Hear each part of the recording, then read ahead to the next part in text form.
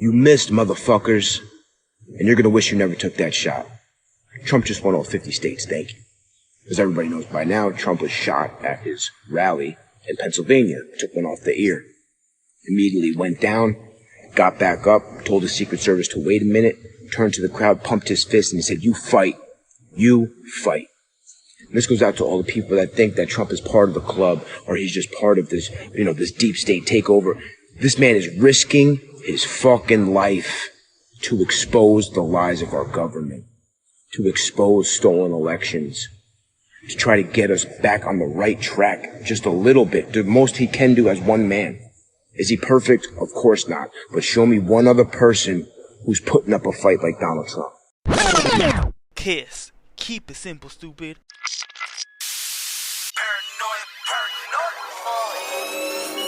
Tell me, boy.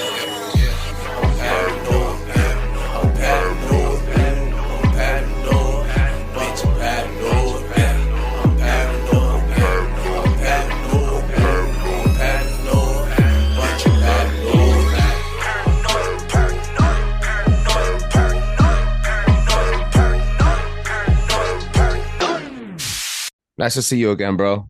There's good reaction, bro. There's good reaction on your stuff, man. Six of them already. On the sixth one, people really start like, oh, wait, what's going on? So let's get this shit popping. Testicles 1, 2, testicles. Welcome back, ladies and gentlemen, to Paranoid Radio Podcast. I am Trebles Garcia, the humble host of this amazing show. And I want to thank the Lord for allowing me to be here today. And I want to thank every single one of you for allowing me to enter your space. Check this out, ladies and gentlemen. I need you guys to go right now, park. If you guys are driving, just fucking park to the side of the road and check us out at paranoidradio.com. Cuff up some of the t-shirts. And also do not forget to drop a 5-star review on Apple Podcasts. This allows other people to enjoy the show as much as I enjoy making it. I have an amazing episode lined up. I see that on every single episode. Every episode is fucking amazing because we do it with greatness, with passion, with power, and we bring effective and efficient information that you guys, that it provokes you to conversate and also GTS and hashtag look up. So please allow me to introduce my friend, JB from Renegade, Family of Light. What's up, big dog? What's up, playa? What's up, hey, dude, people? I love seeing you, bro. I love seeing you with your. It's like a regular weekly thing or bi-weekly thing. Bi-weekly thing, man. We have our little sit down. It's like hanging out. We get to hang out, and we get to chop it up on this amazing documentary that you've been presenting with people. Now, I sent you a text on a random. It was on a random situation. Shout outs to Chris from Impacts. If you know, you know. Because he took the time. Now, I get DMs and I get hate mail and an email from a lot of people, but this guy, he's a personal friend. So when he tells me I'm listening to the show, I'm still supporting you from afar, it means a lot because I don't talk to these people anymore. Like I haven't, he had his own issue with his family, and like we all do, right? And we separated, our routes separated. So he took the time of day to send me a message and say, "Yo, how you doing? Checking up on my boy. Guess what, bro?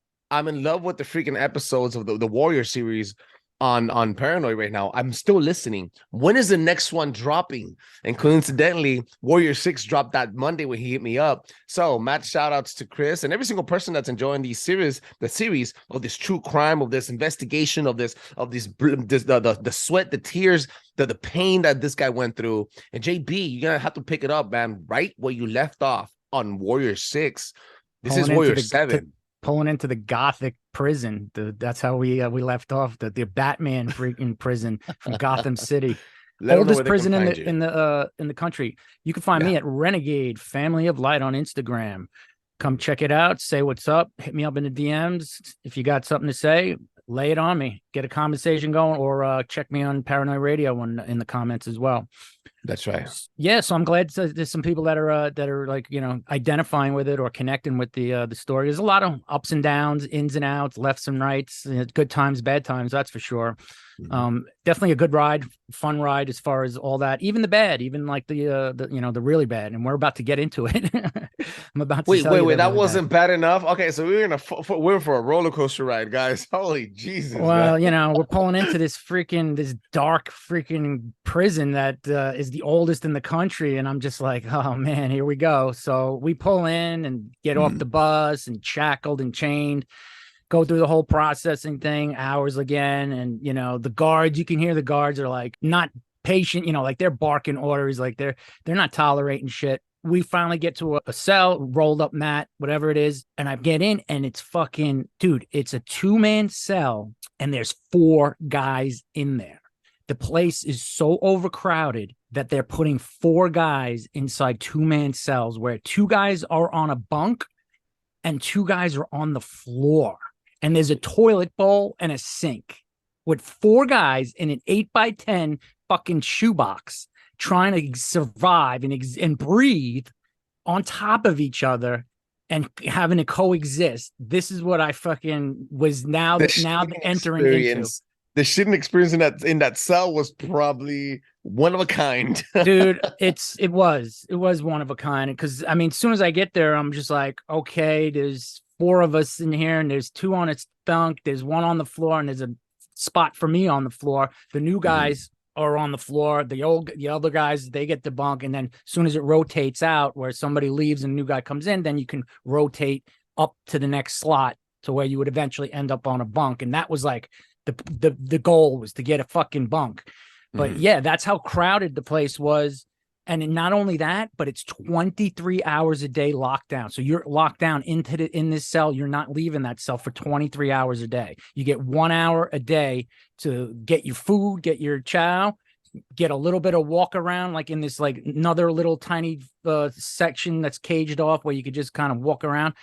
And then you get a shower every other day. So you get the shower every other day. Come on. Get the fuck out. You talk about mind fuck, dude. I mean, this was as bad as it fucking I could have even expected, because I mean, what's worse than this? It's like freaking 4 guys on top. So it's like, this is how we're living 23 hours a day. We're stuck in this thing with nothing to do except fucking just talk, tell each other who you are. And thank God, by the grace of God, I didn't have no fucking problems with the cellmates. Like, they were cool. They were nobody was looking to fucking be a dick, and everybody was just trying to fucking get through it all. So we were respectful. I mean, dude, you got guys that fucking, they got to take a shit right on top of your head. It's like, there's nowhere to go. There's nowhere to fucking go. Like, you are stuck, man. And then at night, with the rats and the roaches crawling out at night, and I'm on the floor, so I don't even have a bunk to escape it. So the roaches and rats, man. Yeah, dude, this place was terrible. It was bad, dude. It really. This is what like broke me at this point, because I'm just like, wow, like. And I'm thinking I'm lost in the system now, like, because I was there for months, dude, like months. Like, it wasn't a short stay. It was like fucking every single day. I was there 4 months, 120 days of just this day in and day out. And then another guy would eventually leave. And then, then I would move up into the slot until eventually I got on the actual bunk, which was like seniority. We just got through it. You just freaking, there's only so much you could talk about. There's only so much you could say. And then you just try to sleep, count fucking bricks in the wall, whatever you could. I mean, if I could get my hands on any kind of reading material, it was like they had this tiny little cart that they would push around with books on it. And it had like terrible books. It was like an old Western or something. And yeah, just like you'll read through the book in one day. What the fuck would you do the second day? I devoured everything. I mean, like there was a couple of novels in there, like maybe like a Tom Clancy that was like gold. Get a Tom Clancy novel. And so you grabbed it, and anytime that cart came around, I was like, just give me whatever I could get my hands on, because I'll read it. And that's what I did. You just read is whatever you can. Mentally, just keep yourself freaking maintained, because you could go stir crazy, man. You could go fucking bonkers. I mean, there was shit that was, and you know what's crazy is that there was shit that would pop off, even with all of it. Like, we're all on lockdown 23 hours a day. And then as soon as they would open the gate things, there would be guys going after each other, like with a fucking blade and shit, because whatever it was that they were carrying from another facility, that maybe a guy told them that to watch out for this guy, and that if he sees him, he's got to put a hit on him.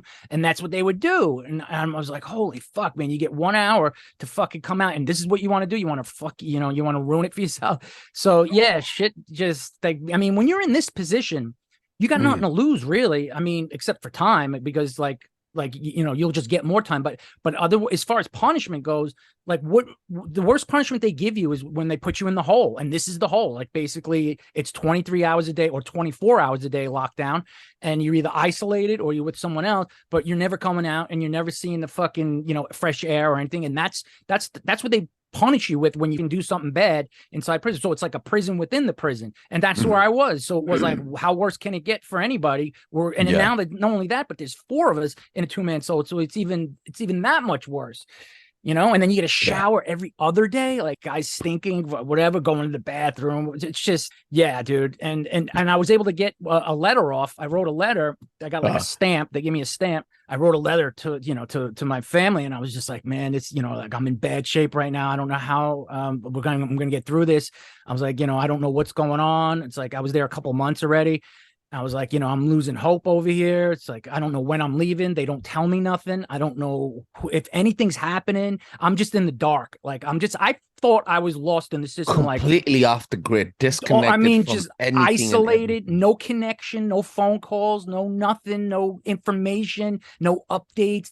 It's just fucking, you don't know shit. Don't know when you're leaving. Don't know where you're going. Don't know nothing. And so there's nothing to just like to shoot for as far as a goal goes. Like, all right, I just got to get it to this date or something. So yeah, that's how it went. And it was like that for 4 fucking months. And you know what's crazy is that we actually managed to fucking get workouts in. Could you believe that shit? Like there would be 2 guys on a bunk, and then another guy would be standing off the side, and then we would rotate getting workouts in, push-ups, burpees, fucking just, you have to stay in shape. You have to work off. You just got to get the anxiety out. You got to work out. And, and I was already like, I was heavy because, I used to be in great shape, and then I blew up. So I was like 200, when I got there, I was like 240 pounds. So my mission was to get down to my ideal weight, which is like 190. And so like I was, and the prison food, since it's so bad, it's easy to just like maintain a diet. Right. But you still got to eat. And so I ate what they gave me, but that's all they gave you. And I was working out like every day. And so that would help kill some time, built up some camaraderie with guys that, if you're working out, you respect each other. That's how we did the time. And then finally they called my name fucking one night, it was like 1 a.m. And because they would call somebody else's name, and then it wouldn't be me. And I'd be like, fuck, somebody might be in there for a week, a day, a month. Like they were in and out, and I would see guys coming and go. Finally, I was on that top bunk. I was like the senior guy for a while. Yeah. Like that means you already went through rotation. You were the longest standing man in that 4-man cell. Very long. Most guys were in a couple weeks average, and I was there 4 months. So, and in the dark. So like I was the senior guy by that time. So it was kind of like I had the top bunk. I was the OG, kind of like letting everybody know how it goes. The cell. Yeah. So guy, dude. And the thing is, everybody got along. Nobody got out of line. It was like it was a good fucking rotation of people that were just coming in and go. I mean, because you got short timers that are just coming and going, and it's like everybody's just trying to get to where they're supposed to be going. And I would be asking guys about different locations, like, where they've, because some of these guys, they knew where they were going. And so I would ask them how it was, just to get information. So if I ended up there, I would have some kind of like heads up on the thing. So I'm always trying to get myself informed. And to be honest with you, like I carried myself like, act as if you've been there before, Don't be phony. Don't try to show anything. Don't try to like project anything, but just act like you've been there before. Like you're not phased. Like you're just like, what the drill is. And so that's how I carried myself, because I had a little bit of experience, from being from the other detention centers. So every time I went to a new facility, it was like I had another notch under my belt as far as experience goes, how the processing works, where to go, what to do. So, you just take all that with you. And that's how that's how I carried it. The confidence of you getting ready to leave, because you knew that any given moment, you thought that you knew that any given moment they're going to come and knock on, and tell you, hey, let's go. They got you out within a week or two. And you felt that confidence until it started diminishing eventually. Yeah, then it diminished the minute. When I was in this place, it vanished, because it was like I was off the grid. I was untouched. I was out of sync. I just thought I was just going to be like a dot on the fucking screen, where it was just like a blip I'm forgotten about. And, nobody's ever going to get in touch with me ever again, kind of thing. Because, it's crazy. It's a weird fucking existence. And it definitely toughens you mentally up though. So it actually got me mentally toughened up because it's like I'm starting off at the worst. Like, I'm starting off at the bottom of the barrel right there. Yeah, like, that is. I mean, the only thing that would be worse would be like you're in maximum security and you're in a 2-man cell with your fucking bunkie who's like in chocolate Malta, who's in 400 pounds and he's attracted to you. Like that's the only thing that's worse. Oh fuck! You just leveled up the tragedy. Oh. Yeah, that would be another notch or 10 notches if you end up in that kind of situation. So I was glad that at least the guys that I was with were all respectful and cool, and I didn't end up with one of those guys because they're out there. So then they finally call my name. I let out a big scream. I'm like, yes, fuck yeah. Get me the fuck out of here. Roll up, put the shackles on me, man. I can't wait to get the fuck out of this place, dude. So they chain us up, they shackle us up, they do the routine, they put us on the plane. What is it? You started breathing. Yeah, I was just excited to be out of there. I I was like, wherever we're going, man, it's better than where this is. And so, so you never know what's gonna happen next. I know you always do this shit. You get ready. I'm just telling you how it was for me, man. Like I was thrilled to fucking be out of there. So like wherever we were going. And so we finally get on the plane and we're going, get your bag lunch and fucking it sucks, you drain. And then we touch down in Oklahoma, which is a very well-known transit center for prisoners. I didn't know at the time, but that's where it's like a stop off that pretty much all prisoners will eventually go when they're on their way across the country. Okay. So now we're about like what we're about 5 months. I did a month in the county and 4 in Atlanta. So I'm 5 months into this and still no idea what the fuck's going on. Like I haven't even had one contact at the county with my girl, and that was the only contact I've had. So we touched down, we're in Oklahoma, do all the process and shit. And now we're in one of those pods, but now we're in federal prison. Clean, man. It's clean. And it's like comfortable and it's organized. This is the feds now. We're not in the county no more. We're breathing. Okay. Yeah, we're breathing. There's phones. You could use the phone. You can walk around and hang out. There's guys doing this, that, like kind of like the other one, but more like upscale. Like the hotel was upscale compared to the county. Okay. All right. So it was a comfortable. Now it was like, just came from Atlanta and I'm just like, wow. I'm like, this is amazing. I was so grateful to have a prison that was somewhat comfortable. And there was TV rooms and the food, man, the food was great. Like they served these chickens that were roasted on the bone and mashed potatoes and fucking, you ate good, man. Like guys, you ate good. We're not trying to, we're not trying to promote it. Don't go to church. Yeah, go to church, but don't go to jail, guys. Don't try to play. You just got to make the most of what you said. So I was grateful. Like, in other words, I was like, I came from such a fucking rough start that this was like a real appreciative thing for me. Maybe if I started here, I wouldn't have felt that way, but just landing there, I felt like fucking, wow, this is like a great spot. And everybody's chill. I mean, yeah, there's gang activity. And for the most part, the gang activity was the Texas rival gangs, Latino rival Texans versus California Latinos. So it was a California versus Texas rivalry going on with the gangs. And so I wasn't involved, I had no part of any of that. And but this is where you could walk around and then like there's time where you could actually kick it and just walk around. People are playing, they're doing a little, it's like a little, it's more like a, You're in a pod. You're in a pod. Like, and there's a show that years ago, there's a show that used to call, that was on HBO. On Netflix. Called what the fuck was Oz? It was called Oz. It had like 7 seasons and it was a prison show. The prison was like they were in these pods where it's like you just call you. It's like having a house where you all live in the same house, and then when you go to your room, you're in a cell and they lock the doors at night. But in the day, you come out and there's tables and there's like I was saying earlier, there's card games, there's chess, and you could just kick it. And and that's what was going on, and you're working out too. And of course, like when shit, some shit popped off that was like between the rival gangs, where like a guy from Texas shows up, and there's like 15 guys from California and only one guy from Texas, and they just beat the living shit out of him, send him banged up to the fucking medical, and that's basically what their job is to do. It's like as soon as you see a rival member, you have to move on. They're not allowed here. He'd have to be by himself. Like he didn't have any homies with him, so he got caught in a spot. And then my cellie, he was cool. Dude, I liked him. He was experienced. He had done time. He was young, but he was tatted up and he had a Texas tat across his stomach, but he wasn't gang affiliated, and they thought he was. They thought he was a gang affiliated because he had Texas tattooed across his stomach. Uh-oh. And they fucking rolled up on us in our cell and rolled up on him. And he was able to talk himself out of it, talk his way out of it, because he was mentioning places he'd been, things he, and because he had experience. And he's like, I'm not gang affiliated, like I'm from Texas, but I'm not in any Texas gangs, and I'm not affiliated. And they let it go, man. They let it go. Yeah, because if they would have started jumping him, you're there. I'm fucking stuck. Like I'm stuck like Chuck. Like, yeah, I'm gonna catch it regardless. Like, there's nowhere for me to go. So that was like intense. And then he was telling, I'm like, fuck, dude, man. Like, I like you and everything, but I don't know if I want to be your celly right now.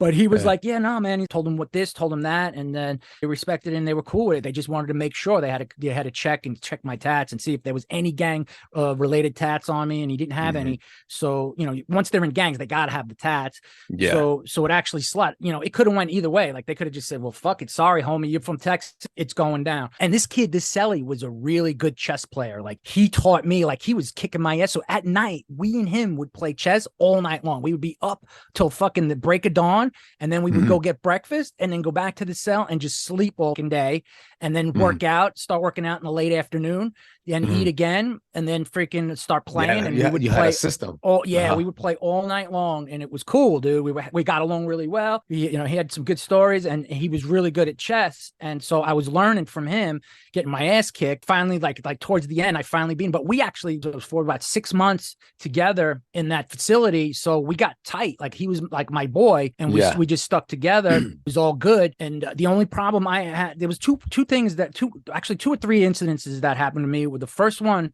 was when it was a Sunday. We were getting ready to watch football for the Sunday football. And that's exciting. That's like something to kill the day with. And so we're in the TV room, and I'm sitting down, and there's two empty chairs right next to me. And this black dude comes over, and he's like, yo, you're in my seat, man. He's like, you're in my seat. And I'm like, bro, man. I'm like, fuck, man. I'm like, bro, there's 2 seats right next to us. I'm like, you're welcome to take those. I was like, but I'm not moving. And if we're going to ruin our day, you want to watch these games, I want to watch these games. Are we really just ruin it over something stupid like this? Yeah, just trying to check. Yeah. I'm like, because I'm not moving. I can't, it's like, I can't cower to that. You can't. Everybody's watching. There's no choice. Yeah, there's nothing I can do. So it's like, I'm not moving. So are we going to ruin it? So I basically psychologically just told him, like, you don't want to fucking ruin this, do you? And then he was like, I'm just kidding, man. And he puts his fucking hand out and shakes my hand. Oh, fuck. And I'm like, dude, what the fuck? You don't know who I am? Like, I could fucking have something on me and stab you in the eye for the fucking, do something like that. Dude, it turns out, dude, he sits next to me. We start fucking chopping it up, talking. It's all good. He's about to start a life sentence. He's starting a life sentence. And so he's got nothing to lose. He's probably angry as shit. So like, that could have been a really bad spot, like, for me, because he don't give a fuck. He's got life. And so when he told me that he got life, man, he was starting a life. He was taking it real well. Turned out to be a cool dude, and we were talking and shit, but it was like, I guess he was just seeing how I would react. But when I reacted the way I did, he was like, man, this guy's cool, I guess. And he was just hanging with me. But yeah, lifer. So like, what does he care? Like, what the fuck does he care if he gets in more trouble? You'd be surprised. Some of those guys just want to get through, man. They just want to fucking hey, man, just fucking, I don't want to most fucking of fight. them, man. I mean, most of them just want to get through the day. It's tough. It's just that, when you end up in the upper levels, like level 5 and level 4, those are the maximum extremely violent, extremely unfucking predictable, dangerous murderers, all that shit. Those are the places where it's like, there's not even a fight. It's kill somebody or be killed. Like, they don't do hand to hand. If something's going down, everybody's grabbing a shank and they're fucking going to stab each other. Like, that's how it is. They're not doing no hand to hand shit. So that's where, I know I'm not going to those places. Now, there was a couple of things that I did on the outside that protected myself that I planned for, just in case something like this might have, like, happened. And so you were not going to believe this, but when I was fucking on the streets dealing, I never had guns. Like, I never carried a gun, and I never had guns on my premises, because I knew that if they bust me and they bust me with guns, I'm going to be like a level 5 dangerous, because now I'm a danger. I'm violent, like I'm all those things just by having the guns. Yeah. They categorize you into those maximum security prisons. So I figured, you know what, if somebody fucking jacks me, now nobody knew this and nobody knew this, but like if somebody jacks me, a big deal, like they jack me, I'll get it back. In other words, like I'm not going to fucking worry about someone jacking me for money or dope. I don't keep my money all like in one spot or this or that. So, and they don't know what I got on the inside my place and what I'm setting, protecting myself with. But that's something that nobody ever fucking would believe. But like because every drug dealer has guns. Like you got to protect yourself. Yeah. You gotta, and you gotta, the first thing they do is buy a freaking gun. Yeah, like you're packing heat and you're not going to be robbed or fucked with. But I mean, I projected like I would have that stuff, but like I never did, and it saved me because eventually I found out that I was going to a camp, which is getting the minimum security. So my designation was minimum security. So I was going from maximum on the transit, and I was landing in the. Okay. So I was like, holy! I finally found out where I'm going. And they told me I was going to Taft Correctional in California. They have a medium and they have a low, and then they have the minimum. And the minimum is just white collar crimes and guys that have been doing time and that are on their way to the street. So guys could have been doing 25 years in maximum, and then they slowly, little by little, they move you to the lower 4s, the 3s, the 2s, and then eventually you get to the 1 because you're about to enter society again. And you did your time. You did 26 years. You're not going to fuck it up. And guys do. Was this the process that your connections in the outside helped you get through? Was this their plan? It might have been like the connections on the outside. Like Glendale could have put the word in, say, hey, he's good. He's solid. He's reliable. He's nonviolent. Help him out. Like he doesn't need to be in a violent situation. So that was the saving grace. Like at least, like if I was going to do this time, at least they fucking put me in like, the easiest time to do it. And even still, even in the minimum, it's still prison and shit still pops off and guys still do shit, but it's a different scenario. So once I found out that I was going there, I was like fucking high-fiving my cellie. He was like, oh, you're going to have a good time. You could just chill. Nobody's going to fucking mess around. Like, if somebody gets out of line, they're going to be all cupcakes anyway. So it's like, not like you got to worry about it. But yeah, there are guys that are fucking cupcakes. Yeah. I mean, there's the white collar guys, but there's also plenty of drug dealers that are coming off of long sentences that have been through penitentiaries that are fucking, hardcore. Roughed. And they're just making their way down. So it's not like it's just a cream puff scenario, but it's still the best that you can hope for. So now we're still in Oklahoma and doing the workouts every day, and you get a single shower. You could shower anytime you want over there. Like the place was just great. Oklahoma was a chill fucking spot, even though I heard years later that one of the biggest race wars went down between the Aryan Brotherhood. I forgot who the other fucking race was. Now this is like you would have been caught up.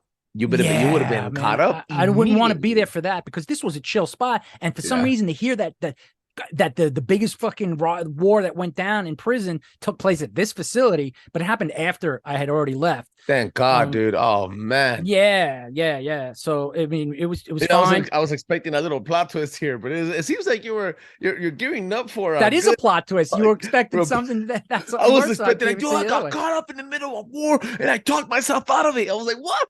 Yeah, no, I'm giving it to you straight. I'm not gonna icing on the cake it. I'm not gonna exaggerate it. I'm just gonna tell it like it is, and it's like I'm not trying to paint no stories that like, hey, I could, and I took these two guys. Nah, it was just this is exactly how it went. So like my experience is how you're seeing it through my lens. Yeah. So I mean, if you do handle yourself right and you do just kind of make, just carry yourself a certain way, like you will get through it. Like in other words, like what you think it is, or it could go either way. It could go either way. But like for me so far at this point, like, and I'm not a kid either. I'm in my 30s at this point. I got a full beard. I haven't had a haircut. Haven't had a haircut in like a year, so my hair is long. So now I'm starting to lose weight, getting in shape. So it's not like I'm just some kid you're gonna push over. I'm just a man. I'm a man carrying myself like I've been there before. So it's like there's a lot of guys like that in there, and they just go do their thing, and they're not bothering nobody. So they roll us up at the place, and they wound up calling me and my bunkie at the same time. Like me and my boy, we wound up getting moved out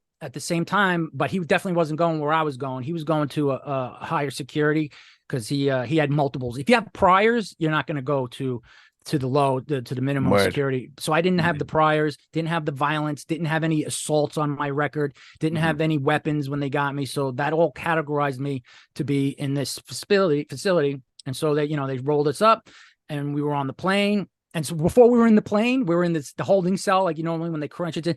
And me and my cellie got so tight, like we would fuck with each other. Like we would like literally like play games with each other. And fucking there's one time where I had an apple and he's across the cell and he throws something at me and I just take the apple and I fucking whip it at his head. He ducks, it smashes against the wall, smashes everywhere.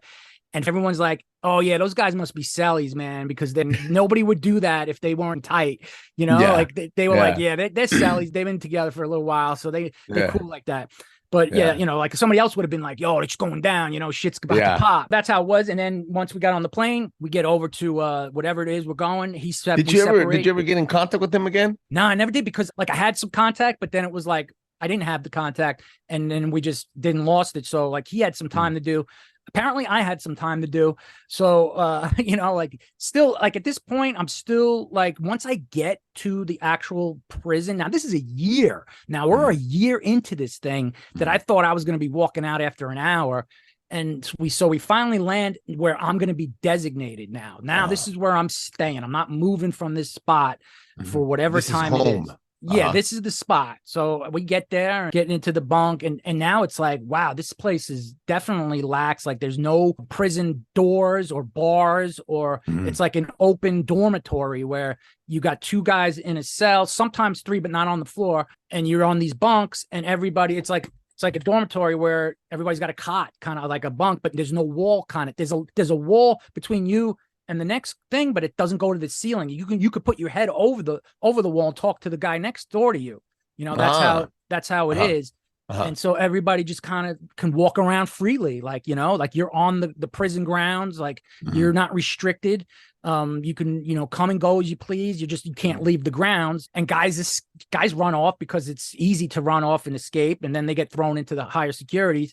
But for the most part, like it's just chill time. It's chill time, and people are just getting along and doing their thing, especially the guys that have been doing time that just want to get out of there. They're not going to fucking do something stupid. Occasionally there are some stuff, but for the most part, it's cool. And then I wound up hooking up with what's called the car. Like there's dudes and white dudes that they're working out. And then I'm like, hey, jump in this car. And that's what they call it. They call it a car because now you got a group of guys that you are with, that you're on that program. Like you're working out with them, you're eating with them, you're just doing your rec time with these guys. And then maybe you do your own thing, but that's the car you're in. So I wound up hopping in a pretty good car, a bunch of fucking like long timers that had been doing like 10, 15 years and fucking, they knew the system and they were tough as nails. And so I was getting tested now, even though we're in this facility, like now, like they're testing me because no matter what, they want to know what you got.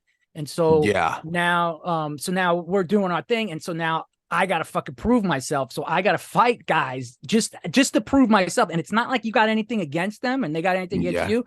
It's just that we want to see what you're working with so I would get jumped and have to fight. And I did. You swing back. Yeah, dude. Like I wasn't worried about that. Like I fought a lot of fights growing up. And so it wasn't like I cared as long as I wasn't going to get stabbed or jumped by five guys doing the thing. So I was more than happy to prove myself. And I did. I went at it with everybody and I was tough as nail and I got respect. And then after that, it was like, next guy up, next guy comes in, let's see what you got. And, now I'm one of the guys and, we got respect going on, and then another thing about respect is when you're working out, you don't pussy out or doing your reps. You don't complain about the workout. You don't like when we're doing wind sprints and shit, like you don't say, oh man, you got to fucking be man up. The guys who complain and cry, they're the soft guys that fucking, they're not going to get respect. So like I was cool with that too. Like I just go as far as anybody else could go and not bitch or complain about it. And the workouts were crazy. Like we didn't have any weights, so we would take fucking sandbags and we would fill them up with dirt. And then we would take broomsticks and we would tie them to the broomsticks and curl them. And then if we were doing bench press, we would go inside the dorm, called so to speak, and like we would get like two chairs. We would put them together, sit on it. That would be the bench. Then you get the broomstick, and then you would get a guy that would stand. It was up against the wall. a guy would, like, depending on his weight, you wanted to warm up, like you get a light guy, and he would stand in the middle of that stick, and you would bench press him while he's standing on that stick, but he's holding on to the wall. I don't know how to describe this, but like there's a doorway opening to your cell. And so you have that opening where the chairs go, and then to the either side is a brick wall. And then, like I said, it only goes so high that you could see over that wall. So you could put your hands on top there and stand on a broomstick while a guy bench presses you. And then the next guy who was heavier. Yeah, the next guy who was, and he's dead weight too. It was like, that's dead weight that you're pressing. So you got to control it. It's not like a balanced weight with the plates on each side. So it's even harder, but that's all you had to work with. And that's what we did. And you got to fucking kill a workout. And the next guy that was a little bit heavier, he would stand up to do more weight. And then we had this one guy who was a fucking big, fucking heavy set dude. And he would be like the last guy that you'd be like, all right, let me get 1 or 2 reps out of this guy. And you just fucking, you put it up, and that's what we did. And then, guys would be because you weren't supposed to do that. Guys would be on lookout if guards were coming, and then you the guards didn't fuck with you, but they did fuck with you, but it wasn't like it was a problem. If they caught you, they'd be like, all right guys, break it up. It wasn't like a big deal. So you're working out, bro. You fucking trying to stay, dude, I wound up chiseling down to 187 ripped and just lean ripped. I was 243 walking in with like a 40-inch waist. And I walked out of there with a 32-inch waist and ripped his back in diesel shape. And I did that within like, a year and a half, 2 years time, dieting and eating. You were there for a while. Dude, it was crazy, bro. So now I'm this in the beginning, I'm still like, now I'm there and I'm making phone calls. My grandmother, she's sending me money on my books like every month, like $100. So I'm eating, I'm able to have like comfortable eats. And I'm talking to, my girl, my mom, my parents, whatever it is, just say, what's going on, man? Like, what the fuck is happening with this? And they're all just telling me that fucking, they don't know. And that, it's something should be happening. And it was like, nobody knew that nothing was happening. And so finally, this is what happened. Finally, things got so like it got so good for me over there that like once I started playing poker and I got off the chess game and I started playing the poker game and playing for money, bro, it was on, and it was basically like a casino every night. Like we would play fucking poker all fucking night long. It was like, dude, it was, and it begins. Here's the rise. Dude, this is where it fucking. Where are we at with this? Because this is going right into the next episode. We are right there, bro. We are right there. All right, cliffhanger, bro. Because things are about to fucking turn on to a gravy train for me. Like, it's awesome. We're going through the scenario, ups and downs. You go into jail in Warrior 6, and you're like, oh, what's gonna happen? What's gonna happen? His story in jail now. Is he gonna get out? He's not gonna get out. Am I gonna survive? You're not gonna get out. Years go by now. You've been transferred to different prisons around the freaking country. And now you survived the workouts, the fights, the wars, the fights, the wars. That was the 23 now the gravy train. The gravy train is about to come. Now that you're all settled in, now you're comfortable. Now you're roosting the eggs. You're getting ready. Now you start playing the poker. Now I'm an OG. Now I'm an OG, man. Like I'm an OG in the place, and we're about to fucking get the game on. And dude, tell you, bro, now shit got fucking real good. And I didn't want to leave, dude. I did not want to leave. Dude, wait, hold up. That's the trailer right there. We'll cut it right there, man. We'll cut it right there. I did not want to leave. That's how good it was. It was. Ladies and gentlemen, man, I'll tell you about it. Check him out and make sure you tag him and follow him on Renegade Family of Light, please. You also check us out on ParanoRadio.com. Drop a 5-star on Apple Podcast. And it allows other people to enjoy the show as much as they enjoy making it. That's fucking awesome, bro. I can't wait to tell you this part. Peace out, brother. Peace. That was great. Paranoid Radio.